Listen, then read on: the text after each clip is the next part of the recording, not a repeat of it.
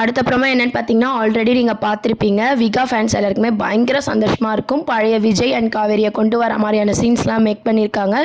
இப்போ பார்த்தீங்கன்னா, நம்ம காவேரி வந்ததும் வெளியே கதவுலாம் திறக்கிறாங்க. யாரா பெல் அடிக்கிறான்னு சொல்லிட்டு. அங்கே பார்த்தீங்கன்னா, குட் மார்னிங் மிஸ் அப்படின்னு சொல்லி விஜயும் குட்டி காவேரியும் க்யூட்டாக பேசிகிட்டு இருக்காங்க.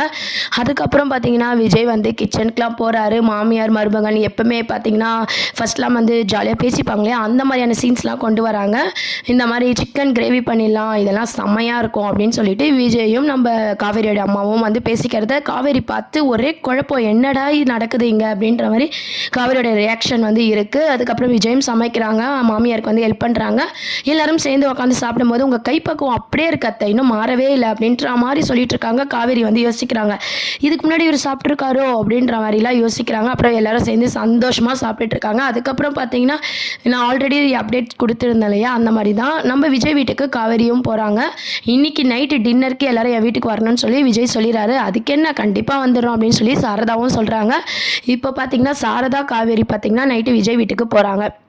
அங்கே தாத்தாக்கு காவேரியை பார்த்ததும் வந்து இவங்களை பிரிச்சுட்டோமே அப்படின்ற வருத்தத்திலே பார்த்துட்ருக்காங்க. அங்கே சித்தி சித்தப்பா எல்லாருமே இருக்கிறாங்க. எல்லாரையுமே பார்க்கும்போது இவங்களெல்லாம் ஏற்கனவே பார்த்த மாதிரி இருக்கே அப்படின்னு சொல்லி காவேரி வந்து யோசிக்க ஆரம்பிக்கிறாங்க. அதுக்கப்புறம் குட்டி காவேரி வராங்க. வீட்டெல்லாம் சுற்றி காட்டுமா டீச்சருக்கு அப்படின்ற மாதிரி சொல்கிறாங்க. எல்லாத்தையும் சுற்றி பார்க்குறாங்க. அதுக்கப்புறம் விஜய் பார்த்திங்கன்னா அவர் கையாலே நம்ம காவேரிக்கு அருமையாக சமைக்கிறாரு. அதையும் வந்து சாப்பிட்டுட்டு இருக்கும்போது காவேரி என்ன சொல்கிறாங்கன்னா, உங்கள் வீட்டில் நல்லா சமைச்சிருக்காங்க அப்படின்னு சொல்லும்போது, இன்றைக்கி யாரும் சமைக்கல, எங்கள் டேடி தான் சமைச்சாங்க அப்படின்ற மாதிரி காவேரி க்யூட்டாக பேசிகிட்டு இருக்காங்க. அதை கேட்ட காவேரி பார்த்திங்கன்னா, சாப்பிட்டு நல்லா சூப்பராக சமைச்சிருக்கீங்க அப்படின்ற மாதிரி பேசிகிட்டு இருக்காங்க. இதெல்லாம் பார்த்து தாத்தா பார்த்திங்கன்னா ரொம்ப சந்தோஷப்படுறாங்க. விஜய்க்கு பயங்கர சந்தோஷம், சாரதாவுக்கும் பயங்கர சந்தோஷம். அதுக்கப்புறம் வீட்டெல்லாம் சுற்றி பார்க்கும்போது பார்த்திங்கன்னா, நம்ம குட்டி காவேரி பார்த்திங்கன்னா அவங்க ரூம் எல்லாம் காட்டுறாங்க. எங்கள் டேடி எனக்காக இதெல்லாம் பண்ணியிருக்காங்க அப்படின்னு சொல்லிட்டு. இவங்களெல்லாம் எங்கேயோ பார்த்த மாதிரி இருக்கே அப்படின்னு சொல்லி காவேரி யோசித்தாலும், வீடு பார்த்திங்கன்னா புது வீடுன்றதுனால அவங்களுக்கு அந்த ரூம்ஸ் எல்லாம் பார்த்தா எதுவும் ஞாபகம் வரப்போகிறது இல்லை. அதுக்கப்புறம் பார்த்திங்கன்னா, இந்த ரூமில் எல்லாமே எனக்கு பிடிச்சதெல்லாம் இருக்கா, நான் ஒன்று மட்டும் மிஸ்ஸிங்கு, எங்கள் அப்பா அம்மா ஃபோட்டோ மட்டும் மிஸ்ஸிங் அப்படின்ற மாதிரி குட்டி காவேரி சொல்கிறாங்க. உடனே காவேரி பார்த்திங்கன்னா, ஒரு ஃபோட்டோ கூட இல்லையா அப்படின்ற மாதிரி கேட்டுட்ருக்காங்க. இல்லை, நான் பெரிய பொண்ணு ஆனால் காட்டுறேன்னு சொல்லி எங்கள் அப்பா சொல்லியிருக்காரு அப்படின்ற மாதிரி சொல்கிறாங்க. சரி, உங்கள் அப்பா பெரிய பொண்ணு ஆனாலே காட்டுவாங்க, வெயிட் பண்ணி பார்க்கலாம் அப்படின்ற மாதிரி காவேரி சொல்லும் போது, இல்லை டீச்சர் நான் இப்போவே பார்க்கணும், எங்கள் அப்பா ஃபோனில் இருக்கும், இல்லைனா இங்கே ஃபோட்டோஸ் எங்கன்னா இருக்கும் அப்படின்ற மாதிரி வந்து குட்டி காவேரி வந்து அடம் பிடிக்கிறாங்க. அப்பாவுக்கு தெரியாமல் எடுத்து கொடுக்குறீங்களா அப்படின்னு சொல்லிட்டு. உடனே வந்து காவேரி யோசிக்கிறாங்க, இல்லைம்மா இதெல்லாம் தப்பு, நம்ம அவங்க அப்பாவையே கேட்கலாம் சரியா அப்படின்ற மாதிரி சொல்கிறாங்க. நான் வந்து அப்பாவோட ஃபோன் வாங்கிட்டு வரேன், அதில் இருக்கான்னு பார்க்கலாமா அப்படின்னு சொல்லி குட்டி காவேரி சொல்லும்போது, காவேரியும் அதெல்லாம் வேண்டாம் தப்பு அப்படின்ற மாதிரி சொல்லிட்டு இருக்காங்க. ஆனால் ஆல்ரெடி அப்டேட்ஸ் பார்த்தீங்கன்னா காவேரி வந்து ஃபோனில் பார்த்துடுறாங்க. அதுக்கான அப்டேட்ஸ் தான் வந்து ஆல்ரெடி ஷூட்டிங் ஸ்பாட்டில் வந்து போயிட்டுருக்கு. என்னென்னு பார்த்தீங்கன்னா, ஃபோனை வந்து கையில் வச்சுக்கிட்டு காவேரி ஷாக் ஆகிற மாதிரியான ஒரு அப்டேட்ஸ் வந்து கிடச்சிருக்கு. அப்போது பார்க்கும்போது பார்த்தீங்கன்னா, காவேரி வந்து விஜய் ஃபோனில் காவேரியை பார்த்துடுறாங்க. பார்த்துட்டு ரொம்பவே ஷாக் ஆகிடுறாங்க. என்ன ஆச்சு அப்படின்னு சொல்லி குட்டி பாப்பா ஃபோன் எடுத்துகிட்டு வராங்க. அதை பார்த்துட்டு இருக்கும்போது செல்ஃபி எடுத்துக்கலாம் அப்படின்னு சொல்லி குட்டி பாப்பாவும் டீச்சரும் செல்ஃபி எடுக்கிறாங்க. செல்ஃபி எடுத்துகிட்டு அந்த ஃபோட்டோவை தள்ளி பார்க்கும்போது பார்த்தீங்கன்னா, காவேரியோட ஃபோட்டோஸ் வந்து நிறைய விஜய் ஃபோனில் இருக்குது. இதை பார்த்தோன்னே ரொம்பவே ஷாக் ஆகிடுறாங்க. ஷாக் ஆகிட்டு இது யார் இது அப்படின்னு சொல்லி கேட்கலான்ட்டு காவேரி போகிறாங்க.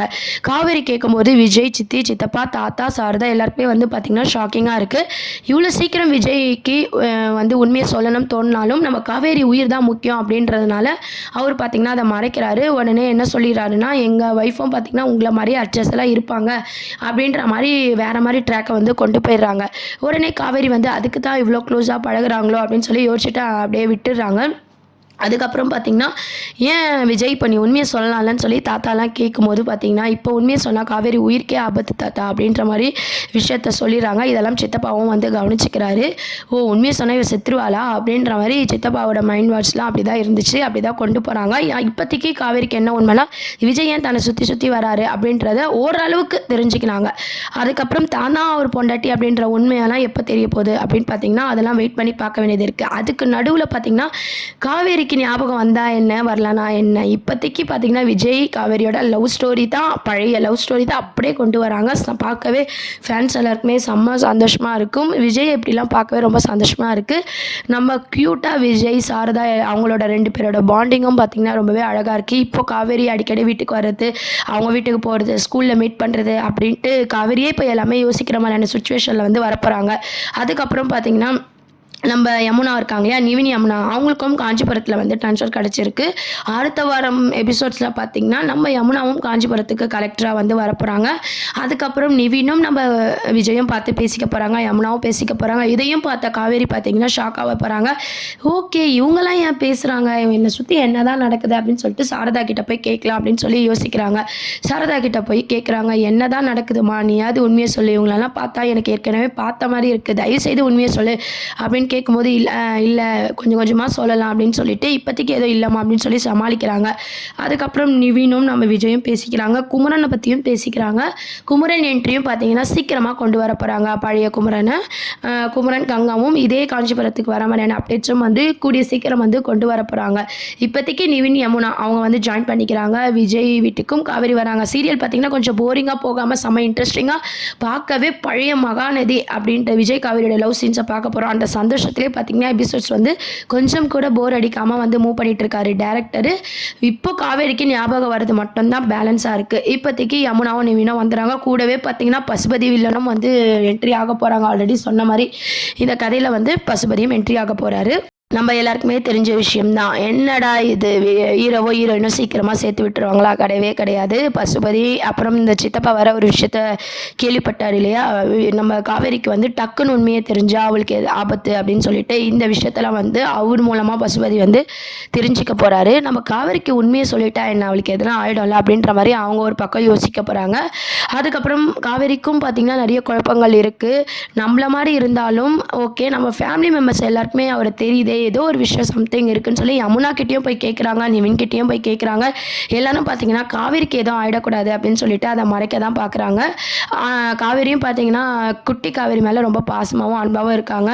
ரொம்ப யோசிக்காமல் அவங்களும் ஃப்ரீயாக வந்து ஜாலியாக நம்ம விஜய் வந்து லவ்வை வந்து அப்படியே வெளிக்காட்டுறாரு. அதையும் காவேரி புரியாத மாதிரியான ட்ராக்கை தான் கொண்டு போகிறாங்க.